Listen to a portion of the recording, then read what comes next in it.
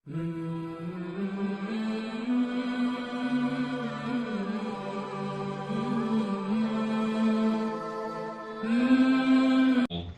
لله وكفى وسلام على عباده الذين اصطفى أما بعد فأعوذ بالله من الشيطان الرجيم بسم الله الرحمن الرحيم ومن آياته أن خلقكم من أنفسكم أزواجا لتسكنوا إليها وجعل بينكم مودة ورحمة صدق الله العظيم اللهم صل على سيدنا محمد وعلى آل سيدنا محمد وبارك وسلم اللهم صل على سيدنا محمد وعلى آل سيدنا محمد وبارك وسلم اللهم صل على سيدنا محمد وعلى آل سيدنا محمد وبارك وسلم۔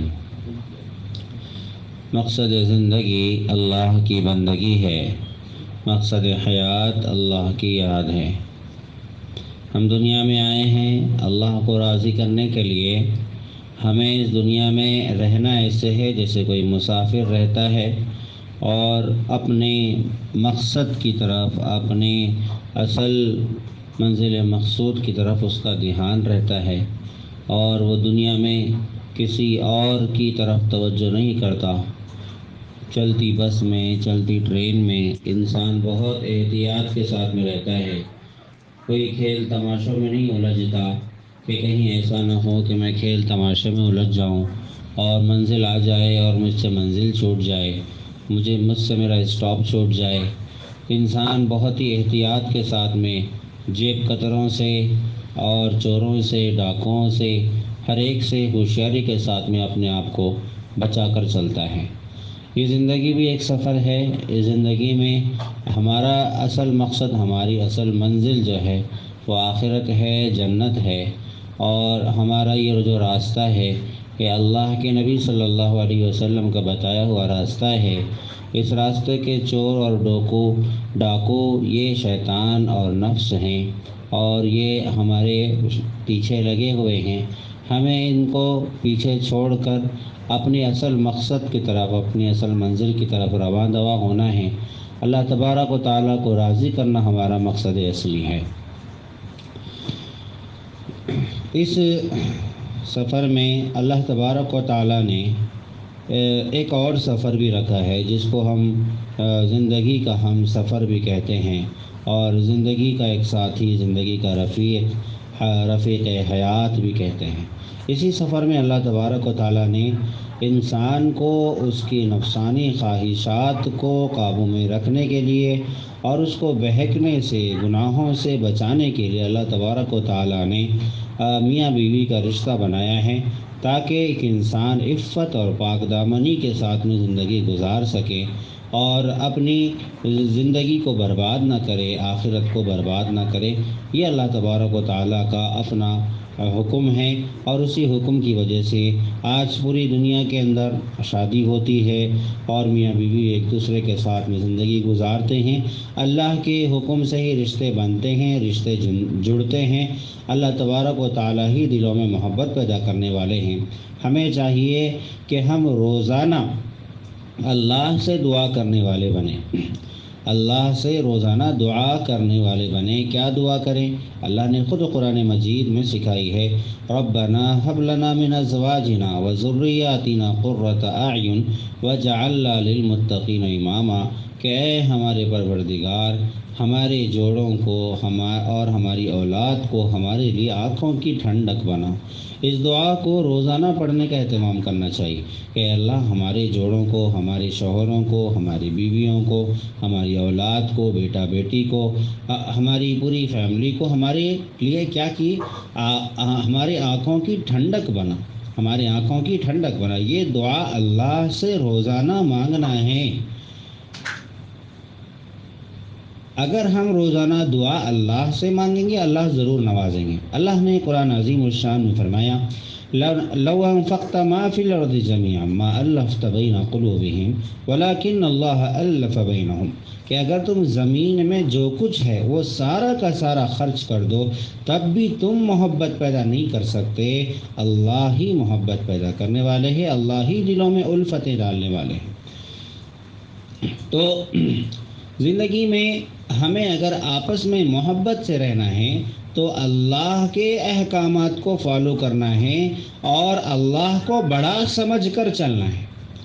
زندگی میں یہی اللہ کی عظمت، اللہ کی کبریائی، اللہ کی بڑائی، خدا کا خوف، آخرت کی فکر نہ ہونے کی وجہ سے ہر انسان منمانی کرنا چاہتا ہے، خود غرضی کرتا ہے، نفس پرستی کرتا ہے، دھوکہ دیتا ہے، جھوٹ بولتا ہے، دوسروں کے حقوق دباتا ہے، دوسروں کے حقوق مارتا ہے، دوسروں کی عزتیں چھینتا ہے، دوسروں پر طعن تشنیع کرتا ہے، دوسروں سے بدگمانی کرتا ہے، دوسروں سے غیبتیں کرتا ہے، دوسروں کی چغلیاں کرتا ہے، دوسروں کی عیب نکالتا ہے۔ یہ سب اس وجہ سے ہوتا ہے کہ اللہ عظیم الشان کا ڈر، اس کا خوف، اس کی بڑائی، اس کی کبریائی، اس کی عظمت، اس کی قہاریت، اس کی جباریت ہمارے دلوں سے نکل چکی ہے۔ ہمیں اللہ کی عظمت کو پہچاننا ہے۔ جب اللہ کی عظمت کو پہچانیں گے تو رشتے بھی ہمارے جڑے رہیں گے۔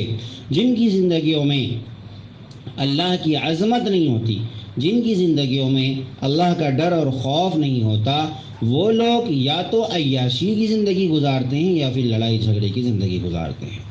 یا تو عیاش قسم کے لوگ ہوتے ہیں اور بہت ہی گناہ گار، بیوی کہیں اور رکھی ہوئی ہے، خود کسی اور کے ساتھ میں گھوم رہے ہیں، بیوی کو گھر میں ان کے چھوڑ دیا ہے ان کے اپنے حال پر، اور خود کسی اور کے ساتھ میں گزر بسر کر رہے ہیں۔ یہ اللہ سے نہ ڈرنے والے عیاش لوگوں کی عادت ہوتی ہے۔ یہ ظاہری دکھاوے کے طور پر تو محبتیں آپس میں کرتے ہیں، لیکن حقیقی زندگی میں ان کی کوئی محبت، رسپیکٹ، عزت ان کے اندر کوئی چیز نہیں ہوتی۔ دکھاوے کی جو بھی ہوتی ہے دکھا، حقیقی محبت اللہ والے، اللہ والیوں کے درمیان میں ہوتی ہے، جن کے دلوں میں اللہ کا خوف ہوتا ہے۔ اللہ کو ناراض نہ کرنے کی نیت سے اپنے شوہر کا حقوق کے خیال رکھنا اور شوہر کا اپنی بیویوں کے حقوق کا خیال رکھنا، یہ ہمیشہ اور پائیدار اور ہمیشہ رہنے والا رشتہ ہوتا ہے۔ تو ہمیں اللہ کی عظمت سب سے پہلے پیدا کرنی ہے اور اللہ سے دعا مانگنی ہے کہ اللہ ہمارے رشتوں میں محبتیں پیدا ہو۔ دیکھیے، مکان بنتے ہیں اینٹیں جڑنے سے، اور مکان بستے ہیں دلوں کے جڑنے سے۔ دل جڑتے ہیں زندگیوں میں دین ہونے سے۔ جس کی زندگی میں دین نہیں ہوگا، جس کی زندگی میں اللہ کی بڑائی اور اللہ کی کبریائی، اللہ کی عظمت نہیں ہوگی، اور دین کی صحیح سمجھ، صحیح فہم، صحیح فراست نہیں ہوگی، تو پھر دین کی سمجھ نہ ہونے کی وجہ سے بھی لڑائیاں اور جھگڑے ہوتی ہیں۔ بہت سارے لوگ ایسے بھی لوگ جن کے جو نیک گھروں سے ہوتے ہیں، اچھی فیملی سے بلانگ کرتے ہیں، اور ان کے گھرانے بہت عمدہ ہوتے ہیں، سب نمازی پرہیزگار ہوتے ہیں، اس کے باوجود بھی لڑائیاں جھگڑے ہوتے ہیں۔ یہ وجہ کیا ہے؟ سمجھ میں یہ آیا ان کو کہ نماز روزہ یہ تو سمجھ میں آ گیا، لیکن زندگی اندر کا سسٹم کیا ہے، فیملی سسٹم، اسلام کا فیملی لا کیا ہے، اسلام کا فیملی سسٹم کیا ہے، یہ سمجھ میں نہیں آیا۔ اسلام ایک کیسی معاشرتی زندگی گزارنا، اسلام اپنی سوسائٹی میں کیسا رہنا سکھاتا ہے، پڑوسیوں کے ساتھ کیسے رہنا سکھاتا ہے، چھوٹوں کے ساتھ میں رحم کرنے کی تعلیم دیتا ہے، بڑوں کے ساتھ میں عزت کی تعلیم دیتا ہے، پڑوسیوں کا حقوق کا خیال رکھنے کی تعلیم دیتا ہے۔ اسلام چاہتا ہے کہ آپ کسی پر طعن تشنیع اور کسی کو طعنے نہ ماریں۔ اسلام چاہتا ہے کہ کسی کو کرٹیسائز نہ کرے۔ اسلام چاہتا ہے کہ کسی کا نام نہ رکھے۔ اسلام چاہتا ہے کہ کسی کے پیٹھ پیچھے برا نہ بولے۔ یہ سب وہ بیماریاں ہیں جو ویسٹرن کلچر کی وجہ سے ہمارے اندر بھی آ گئی ہے، اور ہمارے اندر خاص طور پر انڈینز کے اندر، بھارتی لوگوں کے اندر غیر مسلموں کے ساتھ میں رہنے کی وجہ سے اور غیر مسلموں کے اثرات اور ان کی کلچر کو، ان کے ڈراموں کو دیکھ کے ہمارے اندر بھی یہ صفتیں اور یہ غلط عادتیں غیر محسوس طریقے سے آ گئی کہ ایک دوسرے کی کھینچا تانی کرنا، ایک دوسرے کی غیبتیں کرنا، ایک دوسرے کے پیٹھ پیچھے بولنا، یہ سب وہ عادتیں ہیں جو ہمیں اپنی زندگی سے نکالنے کی ضرورت ہے۔ تو یہ جو زندگی کا سفر ہے، اس زندگی کے سفر میں اللہ نے میاں بیوی کا جوڑا بنایا ہوتا ہے۔ ہم گھر کو خوشگوار بنائیں گے اللہ کو راضی کرنے کے خاطر۔ اب دیکھیں، میاں بیوی دونوں جو ہے جڑ جاتے ہیں، اب اس کے بعد میں ہوتا یہ ہے کہ سسرالی جھگڑوں سے نجات ہی نہیں ملتی۔ یہ سسرالی جھگڑوں کی کیا وجہ ہے؟ اس کے بہت ساری وجوہات ہیں۔ تو جھگڑوں کی بہت ساری وجوہات ہیں، ان میں چند وجوہات کا میں ذکر کرتا ہوں۔ کچھ وجوہات ایسی ہوتی ہیں، کچھ سبب ایسے ہوتے ہیں، کچھ وجہ ایسی ہوتی ہیں جو ساس کی طرف سے ہوتی ہیں۔ کچھ بہو کی طرف سے ہوتی ہے، کچھ جو ہے نندوں کی طرف سے ہوتی ہے، کچھ سسر کی طرف سے ہوتی ہے، کبھی دیوروں کی وجہ سے ہوتی ہے، بہت ساری وجوہات ہوتی ہے۔ ساس کی طرف سے جھگڑوں کی کیا وجوہات ہوتی ہیں، اس کو ہم اگر سمجھیں، تھوڑا سا پوائنٹ ٹو پوائنٹ سمجھیں، تو ایک وجہ ہوتی ہے بدگمانی۔ ساس کو ایک طریقے کا انجانا خوف اس کے دل میں لگا رہتا ہے کہ جناب میں جب تک میں تھی تو میں اکیلی تھی، آل ان ون، یعنی سب حکومت میری ہی تھی، میری ہی سب چلتی تھی، میں ہی اس گھر کی بادشاہ تھی، سب کچھ میرا تھا۔ اب یہ جب نئی بندی آئی ہے تو کہیں یہ میرے بیٹے کے دل پر قبضہ نہ جما لے، اور اگر میرے بیٹے کے دل پر اگر یہ قبضہ جما لے گی تو پھر یہ جو ہے یہ دونوں مل کر مجھے مسکے میں سے جیسے بال نکال کے پھینک دیا جاتا ہے ویسے کہیں مجھے اٹھا کر نہ پھینک دیں۔ اس طریقے سے ایک بدگمانی اور ایک انجانا، اس کو کہتے ہیں کہ انان خوف، ایک انجانا خوف ایک ساس کے دل میں بیٹھ جاتا ہے، اور اس کو یہ ہوتا ہے کہ کہیں میری، اب یہی بات ہے کہ شادی کے فوری بعد ہی اپنے بیٹے سے کہتی ہے کہ تم پہلے جیسے نہیں رہے، بیٹا پہلے جیسے نہیں رہا۔ یہ کیوں ہوتا ہے، یہ بیٹا پہلے جیسا کیوں نہیں؟ یہ وجہ یہی ہوتی ہے کہ بھائی حالانکہ جب جوڑا نیا نیا ہوتا ہے تو ان کے اندر آپس میں محبت، اخوت اور ایک طریقے کا لگاؤ، یہ اللہ کی دین ہے۔ اللہ نے قرآن عظیم الشان میں وَجَعَلَ بَيْنَكُمْ مَوَدَّةً وَرَحْمَةً، کہ آپس میں اللہ نے تم دونوں کے درمیان میں مودت رکھی، محبت رکھا، اٹیچ رکھا، لِتَسْكُنُوا إِلَيْهَا، فرمایا کہ تاکہ دونوں ایک دوسرے سے سکون حاصل۔ تو یہ ایک چند دن کی شادی کے کچھ سالوں تک جو ہے یہ ایک بہت زیادہ اٹیچ رہتا ہے، تو اس اٹیچ کو قبول کرنا ساس کی ذمہ داری ہوتی ہے۔ وہ بدگمانی نہ کرے، وہ انجانے خوف میں مبتلا نہ ہو کہ ایسا نہیں کہ میرے بیٹا چلے جائے گا، نہیں، بالکل ایسا نہیں ہوگا۔ آپ اگر کرٹیسائز کریں گی، ساس اگر کرٹیسائز کرے گی، ساس اگر یہاں پر انجانے خوف میں مبتلا ہوگی، اور وہاں پر ساس غلطی یہ کرتی ہے کہ وہ بہو کو دبا کے رکھنے کی کوشش کرتی ہے، کبھی ناشتے کے بہانے صبح جلدی بلا لیا، اور جو ہے بیٹے کو کبھی آرڈر ہو رہا ہے کہ آپ شام میں گھر جیسے ہی کام سے گھر آؤ گے تو سب سے پہلے میرے پاس بیٹھو گے، سب سے پہلے 1 گھنٹہ 2 گھنٹے میرے پاس بیٹھو گے، اس کے بعد میں کمرے میں جاؤ گے، اس سے پہلے نہیں جاؤ گے، اور صبح ہوتے ہی فوری بلا لیا۔ یہ ایک ایسی چیزیں ہوتی ہے کہ بیوی کو محسوس ہوتا ہے کہ میری پرائیویسی میں کوئی ایک اور شخص ہے جو مجھے دخل اندازی کر رہا ہے، جو میری ذاتی زندگی میں انٹرفیئر کر رہا ہے، مجھے ایسا بندہ پسند نہیں ہے۔ وہ پھر جھگڑے کی بات جب حد سے پار ہو جاتا ہے اور یہ ایک چیز ٹینشن پیدا کرتی ہے، اور پھر وہ ایک الگ سے مطالبہ شروع کر دیتی ہے۔ اب بیچارہ شوہر جو ہوتا ہے وہ ساس اور بیوی کے بیچ میں ایک سینڈوچ جیسا بن جاتا ہے، اور وہ جو ہے نہ ادھر کا ہوتا ہے نہ ادھر کا ہوتا ہے۔ تو ایسے موقع پر ایک شوہر کی بھی ذمہ داری ہوتی ہے کہ وہ نہ تو ماں کی حقوق تلفی کرے نہ بیوی کے حقوق تلفی کرے، دونوں کو لے کر اور سمجھا بجھا کر۔ یہ عورتوں کی جو تانا جھانکی اور نوک جھوک ہوتی ہے اس کو سمجھنے کی کوشش کرے۔ یہ نہیں کہ ممی پاپا کہہ کے ممی پاپا کا بھی نہ ہو جائے، اور یہ نہیں کہ بیوی کی محبت میں بیوی کے ہی پورے آگے جھک جائے، یہ نہیں، ماں باپ کے بھی حقوق کا خیال رکھے اور بیوی کے بھی حقوق کا خیال رکھے۔ اور ایک ساس کی ذمہ داری ہوتی ہے کہ وہ بدگمانی میں ہرگز نہ پڑے۔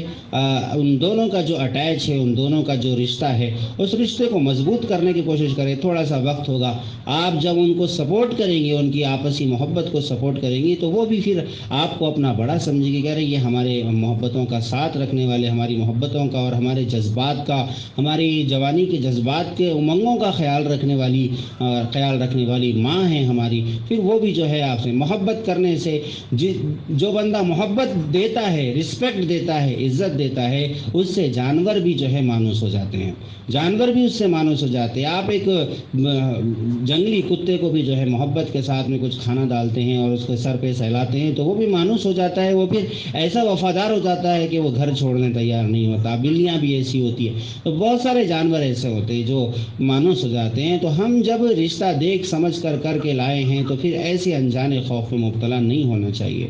یہ ساسوں کی طرف سے ایک غلطی ہوتی ہے۔ اور دوسری وجہ ہوتی ہے کہ یعنی بیٹے کی کمائی جو ہوتی ہے اس پر استحقاق جتانا چاہتی ہے، یعنی ہوتا یہ ہے کہ بیٹی کی ساری کمائی پر میرا حق ہے۔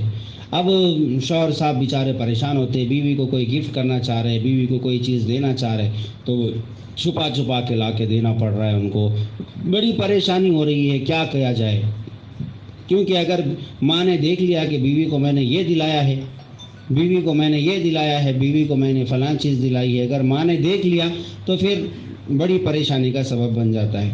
اس وجہ سے وہ ڈرتی ہیں، پھر بیویاں بھی ڈرتی ہے، شوہر بھی ڈر رہا ہے، اور یہ جب ٹینشن بڑھتی ہے اور ڈر اور خوف بڑھتا ہے تو پھر ایک ٹینشن کریٹ ہوتی ہے اس کے اندر، اور آدمی جو ہے خواہ مخواہ پریشان ہوتا ہے اور کوئی ایک فیصلہ کر لیتا ہے۔ جو زیادہ محنت ہارڈ ورکنگ کرنے والا انسان ہوتا ہے وہ بولتا ہے کہ بھائی مجھے روز روز کے جھنجھٹوں سے پریشانی ہو رہی ہے، میں یہ گھر چھوڑنا چاہتا ہوں، میں اب نہیں رہنے والا ساتھ۔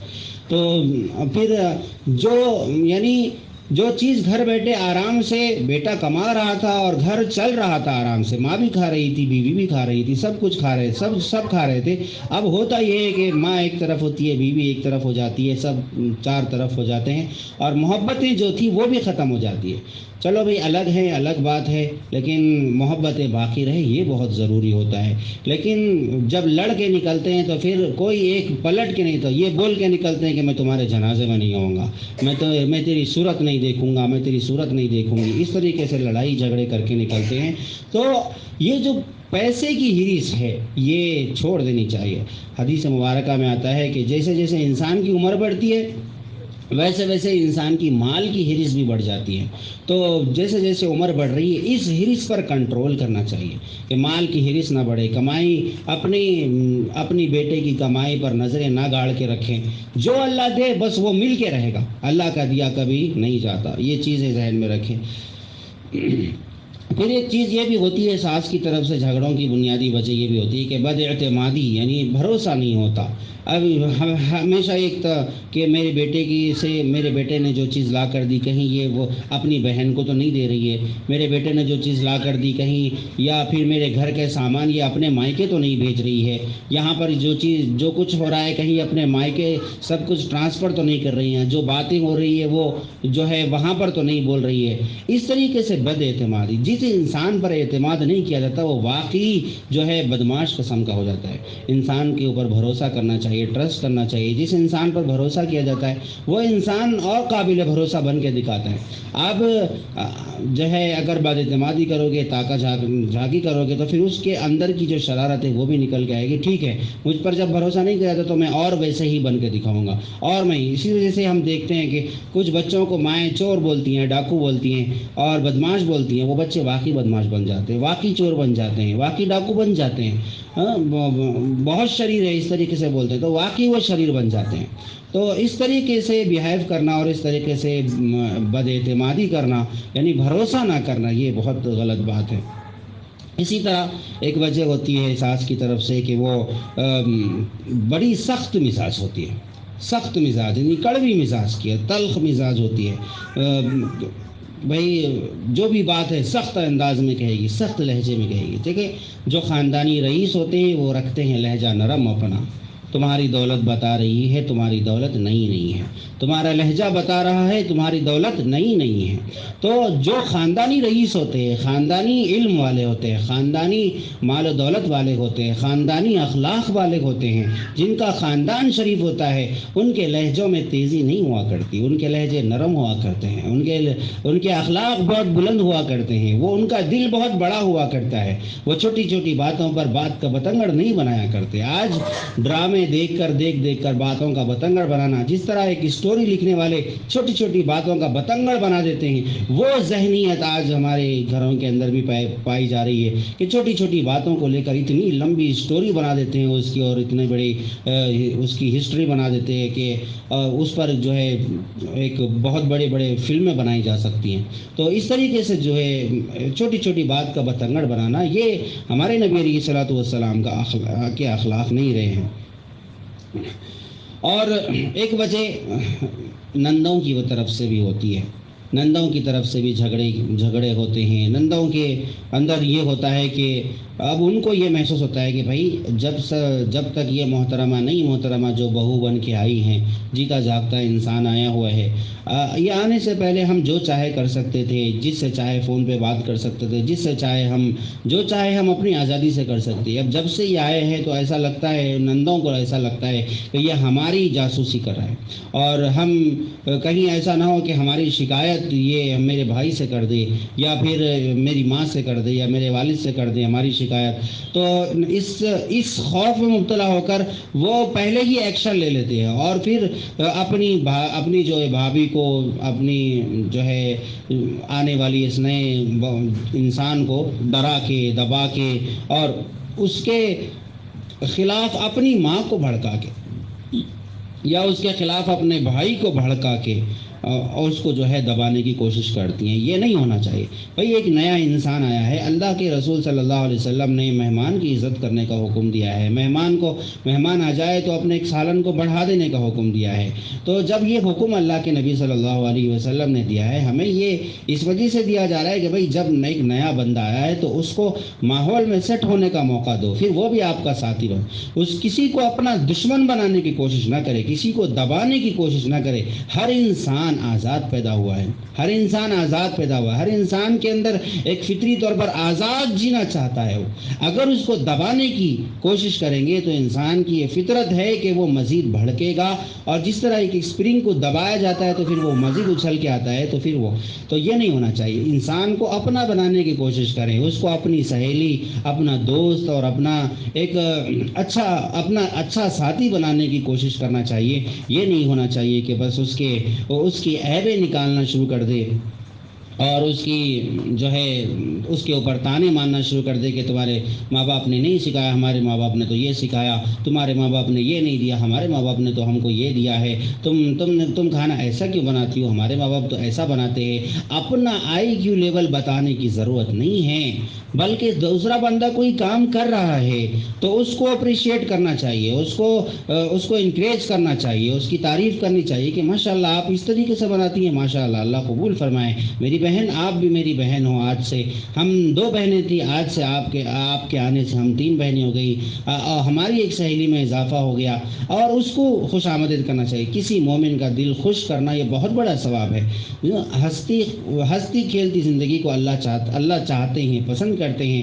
اللہ کے نبی صلی اللہ علیہ وسلم نے فرمایا ابغض الرجال عند اللہ الالد الخصم، کہ لوگوں میں سب سے بدترین اور مبغوض انسان وہ ہے اللہ کے نزدیک جو جھگڑالو ہو۔ تو جو جھگڑا کرتے ہیں وہ اللہ کے نزدیک پسندیدہ نہیں ہوتے۔ جو خواتین جھگڑا کر رہی ہیں، جو عورتیں جھگڑا کر رہی ہیں، تو یہ اللہ کے نزدیک پسندیدہ نہیں ہے۔ جب ہم اس دنیا کے اندر آئے ہیں اپنی آخرت کو بنانے کے لیے اور اللہ کو ناراض کر رہے ہیں، کسی کو ناراض کرنا، کسی کو ناخوش کرنا، کسی کی بے عزتی کرنا، کسی کے ساتھ میں جو ہے غیر اخلاقی برتاؤ کرنا، یہ اللہ کو ناپسند ہے۔ اللہ کے نبی صلی اللہ علیہ وسلم کا طریقہ نہیں رہا ہے۔ کسی کو گرا کے دیکھنا، کسی کو حقیر سمجھنا، کسی کے پیچھے برا کرنا، کیجیے نہ سنیے ہرگز دوسروں کا تذکرہ، سب سے بہتر ہے یہی غیبت و بہتان کا علاج، کہ ہم کسی کے پیٹھ پیچھے کوئی بری بات نہ بولے، نہ تذکرہ کرے، نہ اچھی بات بولے نہ بری بات بولے، کیونکہ شیطان تھوڑی دیر تک تو اچھی باتیں کراتا ہے، پھر اس کے بعد میں اس کے انہوں ویسے تھے، فلاں ایسے ہے، فلاں ویسے ہے، اس کے کارنامے ویسے ہے، انہیں ویسا کرے تھے، انہوں ویسا کرے تھے۔ یہ سب باتیں جو نکلتی ہیں، یہ اچھائی تھوڑی دیر اچھی باتیں چلتی رہتی ہے، پھر اس کے بعد میں غیر اخلاقی باتیں شروع ہو جاتی ہیں اور دوسرے کو تکلیف دینے والی باتیں اور غیبتیں شروع ہو جاتی ہیں۔ تو یہ بالکل بھی نہیں ہونا چاہیے، اس سے بہت احتیاط کرنا چاہیے۔ تو ہرگز اپنی آنے والی اس جو ہے بھابھی ہو، اس کے خلاف میں اپنے بھائی کو نہیں بھڑکانا چاہیے اور نہ ہی اپنی ماں کو بھڑکانا چاہیے۔ شکایتیں لگانے کی ضرورت نہیں ہے، اگر کوئی غلطی دیکھیں تو اس کی محبت کے ساتھ میں اصلاح کرنے کی تو کوشش کریں۔ تنقید کرنے سے، تانے مارنے سے ہرگز اصلاح نہیں ہوتی، بلکہ لڑائی جھگڑے بڑھ جاتے ہیں اور اچھا خاصا گھر جہنم بن جاتا ہے۔ اسی طرح گھریلو زندگی کے اندر بہو کی طرف سے بھی کچھ جھگڑے ہوتے ہیں، اس کے اسباب بہو کی طرف سے بھی ہوتی ہیں۔ اب یہ جو بہو آتی ہے تو اس میں ہوتا یہ ہے کہ وہ نئی ہے، بھولی بھالی سی لڑکی ہوتی ہے، اس کو ازدواجی زندگی کی لڑائی جھگڑوں کا کوئی پتہ ہی نہیں ہوتا۔ اب وہ ماں کی محبتوں میں پلی، باپ کی شفقتیں سمیٹی، بھائی کی محبتیں پائی، ان محبتوں کے ماحول سے نکل کر ایک نئے گھر کے اندر آتی ہے تو اس کو توقعات، اس کو ایکسپیکٹیشن جو ہوتی ہے، اس کی امیدیں جو ہوتی ہے وہ بہت زیادہ ہوتی ہیں، اور وہ یہی چاہتی ہے کہ میں جہاں جس گھر میں جا رہی ہوں وہاں پر ایک ماں بھی میری ہوگی، ایک میرے باپ بھی ہوں گے، اور میری زندگی کا ایک ساتھی تو ہے ہی، وہ بھی میرے ساتھی ہوگا، ہر وقت میرے اچھے برے میں ساتھ دے گا، وہ میرا سپورٹ کرے گا، یہ اس کی توقعات ہوتی ہے، وہ اس کو نا تجربہ کار ہوتی ہے، تو وہ کبھی بہت ساری غلطیاں کر جاتی ہے، کھانے پکانے میں مہارت نہیں ہوتی، مہمان نوازیوں کا اتنا پتہ نہیں ہوتا، ماں باپ کے گھر میں صرف پڑھنے لکھنے میں لگی رہتی ہے، آج کل پڑھنے لکھنے میں ہی ساری عمر چلی جا رہی ہے، تو اپنے کاموں میں وہ لگی رہتی ہے، گھر کے کاموں میں اتنا تعاون نہیں کیا ہوتا، چنانچہ یہاں آ کر اس کے لیے صورتحال سخت ہو جاتی ہے۔ تو یہ ایک عجیب سا معاملہ ہوتا ہے۔ والدین کو چاہیے کہ اپنی بیٹی کی ایسی تربیت کرے کہ اس کو سارے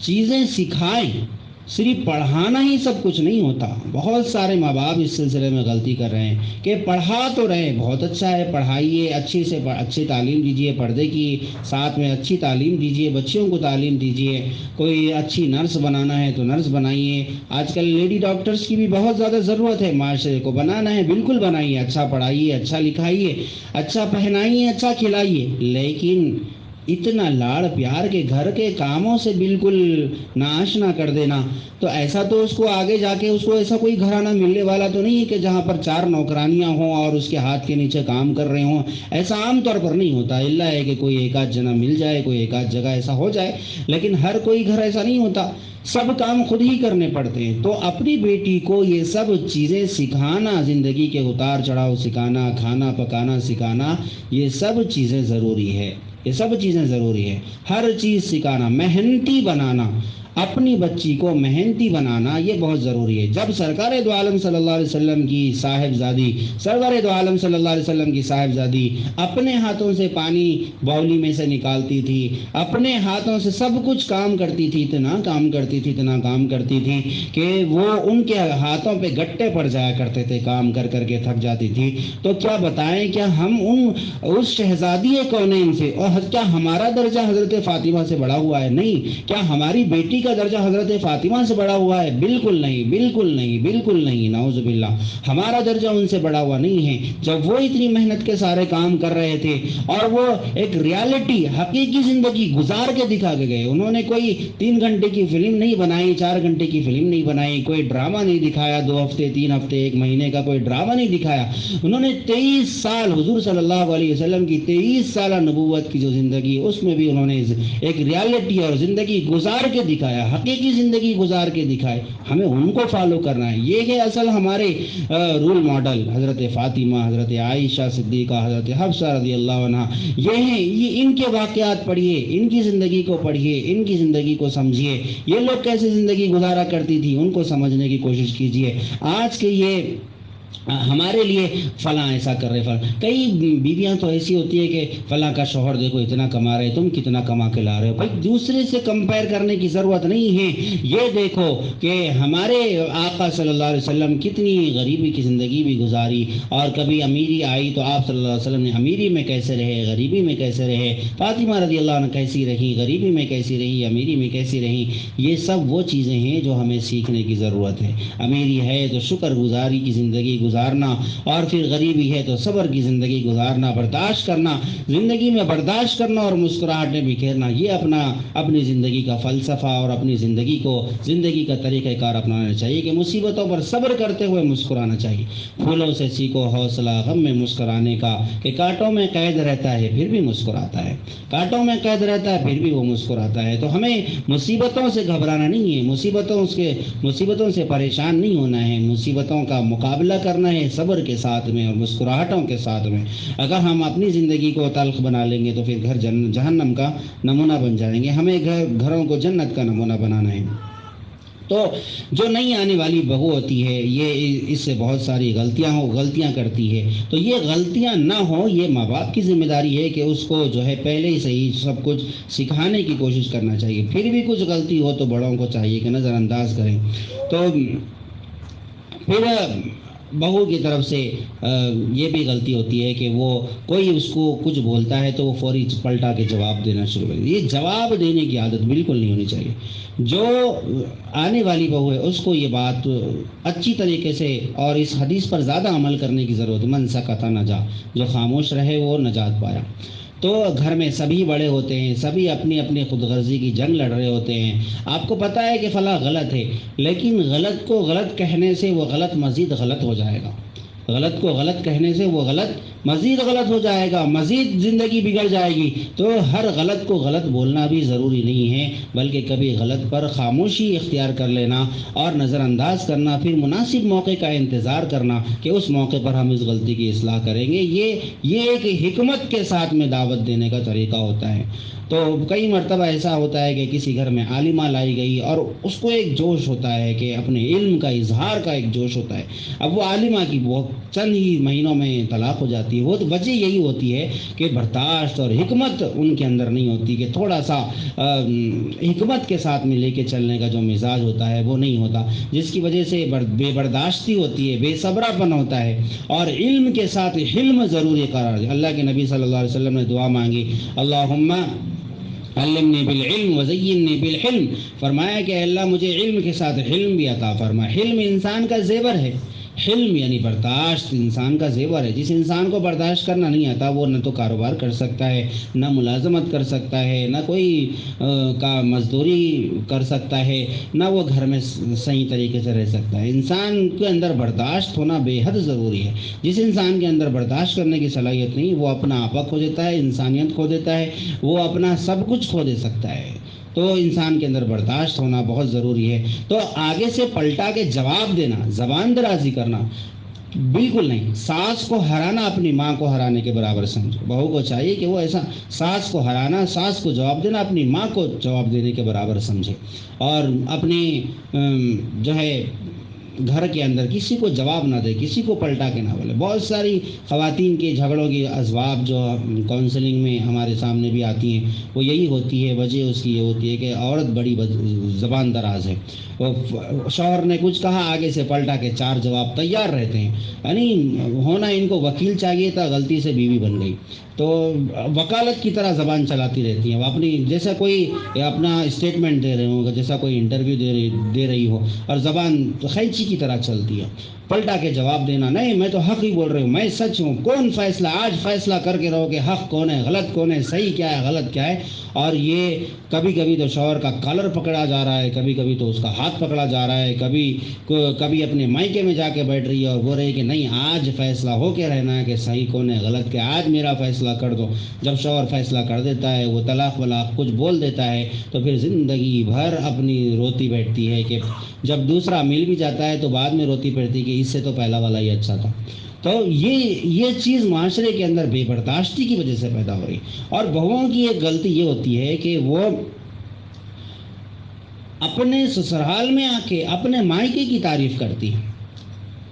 یہ غلطی نہ کرے. ٹھیک ہے آپ کا مائکہ، ہر ایک کو اپنا مائکہ اچھا لگتا ہے، ہر ایک کو اپنے ماں باپ پسند ہوتے ہیں، ہر ایک کو اپنا گھر پسند ہوتا ہے. لیکن اپنے جیسے کھانا کوئی پک رہا ہے، ہمارے گھر میں تو اس طریقے سے بنایا جاتا ہے. اپنا آئی کیو لیول یہاں پر دکھانا اور اپنے مائکے کی تعریف کرنا بار بار، یہ اپنے مائکے کی تعریف کرتے رہنا بار بار، یہ جو ہے پھر انسان کو سامنے والے جو لوگ ہیں، سسرال والے جو لوگ ہیں، ان کو جو ہے بڑا نقصان پہنچاتا ہے. ان کو یہ محسوس ہوتا ہے کہ ارے یہ تو یعنی ہم تو کچھ ہے ہی نہیں، جو کچھ ہے ان کے ماں باپ ہے، ان کے ماں باپ بڑے مہان قسم کے آدمی ہیں، ہم تو کچھ ہے ہی نہیں ہیں. لہذا پھر وہ آپس میں جھگڑنا شروع کر دیتے ہیں. تو اپنے مائکے کی تعریف نہ کرے. بہو کو چاہیے کہ وہ یہاں کی کوئی غلطیاں ہو رہی ہیں، یہاں پر کچھ ایسی بات ہو رہی ہے تو وہ گھر پہ جا کے نہ بولے. اپنی شوہر کی شکایت بھی اپنے ماں باپ سے کر رہی ہوتی ہے، اپنے ساس سسر کی شکایتیں، سب شکایتیں اپنے. بھائی تھوڑا سا آپ بھی تو برداشت کرو. ماں باپ برداشت کر کر کے تو بوڑھے ہو گئے. آپ اپنا بہت سارا پورا فون پہ یا پھر میسج کے ذریعے سے، یا پھر جب جاتی ہیں گھر کو تو اس وقت میں جا کے وہاں پر سنا دیتی ہے. اور آگے سے وہاں پر ان کی اپنی بہنیں ہوتی ہیں، ان کے اپنے ماں باپ ہوتے ہیں، وہ بھی کچھ سکھا کے بھیج دیتے ہیں. اور پھر نتیجہ یہ ہوتا ہے کہ یہ ہوا ان کے اندر بھر جاتی ہے. اور پھر ایک ریموٹ کنٹرول کی طرح ان کو جو ہے ریموٹ کوئی اور دے رہا ہے، کنٹرول کو ان کو کوئی اور کر رہا ہے، اور یہ جیسے نچا رہے ہیں سب ناچ رہی ہیں. جب یہ کان کے کچے اور اپنی تعریف پر بھول جانا، اپنی ذرا سی کوئی اگر ہم کو طعنہ کر دیا، کچھ بھی ایسا کچھ بول دیا اور اس پر اپنے آپ کو برا محسوس کرنا، یہ جو ہے یہ پھر ہمارے نظر میں کسی کا تعریف کرنا اور کسی کا برا بولنا سب برابر ہونا چاہیے۔ کسی کا تعریف کرنا، بلکہ حضرت علی رضی اللہ عنہ نے فرمایا کہ تعریف کرنے والے کے منہ پہ مٹی ڈالو، اور آپ حضرت عمر رضی اللہ عنہ فرمایا کہ اللہ اس بندے کو خوش رکھے جو میرے عیب مجھے بتائے، جو میرے عیب۔ ہر ایک اپنے کو اچھا سمجھا ہوا ہے، ہر ایک اپنے کو اچھا سمجھا ہوا ہے، دوسرے کو خراب سمجھا ہوا ہے اس دنیا میں۔ یہ نہیں ہونا چاہیے، بلکہ ہونا کیا چاہیے کہ اپنی خرابیوں پہ نظر ہو، دوسروں کی خوبیوں پہ نظر ہو ہر ایک کو۔ تو خود غرضی کی جو جنگ اپنے ہمارے گھروں کے اندر فیملی سسٹم میں جو چل رہی ہے، اس جنگ کو ختم کرنے کی ضرورت ہے۔ نفسا نفسی کی جنگ ہے یہ جنگ۔ تو بہو کی طرف سے بھی ہوتا ہے کہ ساری باتیں اپنے مائکے پورا پہنچا رہی ہوتی ہے، اپنے مائکے میں بول رہی ہوتی ہے ساری باتیں۔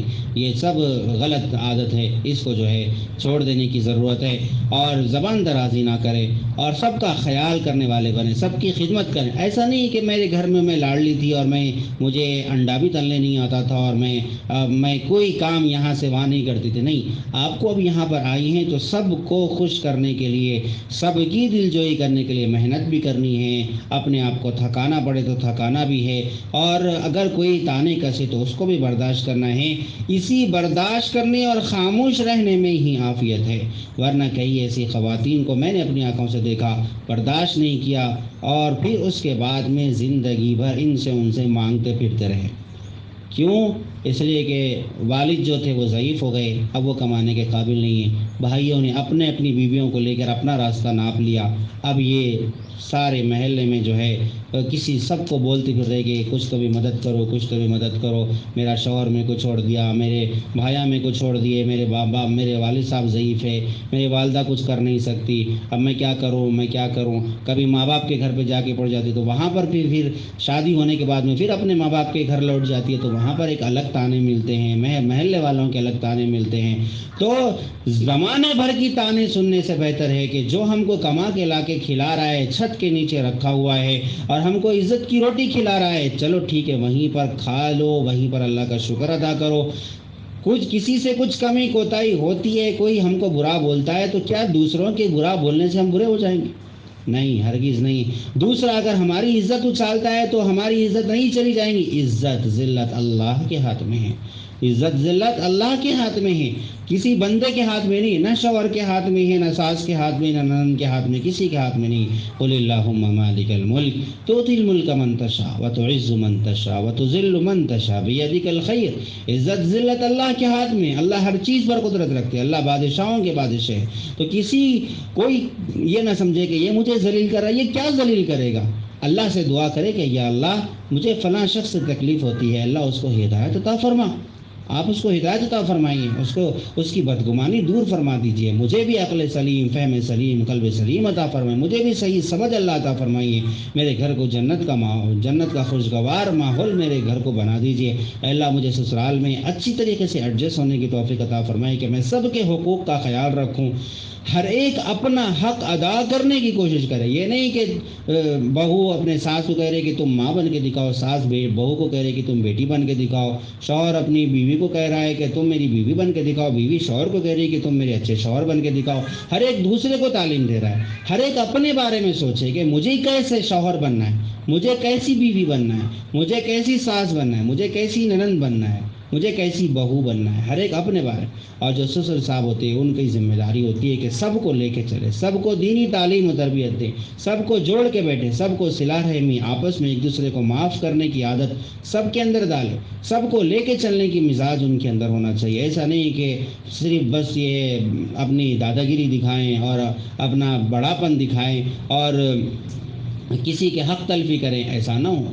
اپنی بیوی کی باتوں میں آ جائے، بیوی کان بھر رہی ہے اپنی تو بہو کے خلاف ہو جا رہے یا بیٹے کے خلاف ہو جا رہے، ایسا نہ ہو، بلکہ کام کرنے والوں کی قدر کرے، کان بھرنے والوں کی قدر نہ کریں۔